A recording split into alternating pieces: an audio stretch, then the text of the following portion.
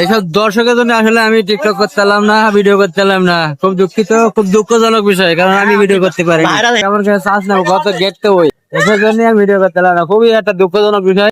আমাদের বাংলাদেশ এয়ারলাইন্স নেমে গেছে যশোর এয়ারপোর্টে।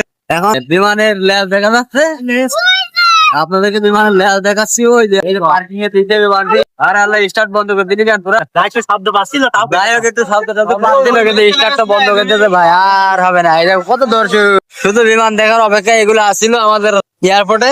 এটা আছে যশোর এয়ারপোর্ট। বিমানটা আসলে ইঞ্জিন অফ করে দিয়েছে, এই স্টার্ট বন্ধ করে দিয়েছে, পাখা করতেছে এই আর কি।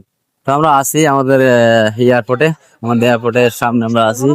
অনেক লোক, এখানে প্রচুর লোক আসে দেখার জন্য আসে। দেখা যাচ্ছে কারোর স্বজনরা আছে প্রবাসে থাকে, তাদের রিসিভ করতে আসে, এটাই আর কি। স্বজনদের রিসিভ করতে আসে। তো আমরা এসেছি আমাদের একটা বড় ভাইকে রিসিভ করতে।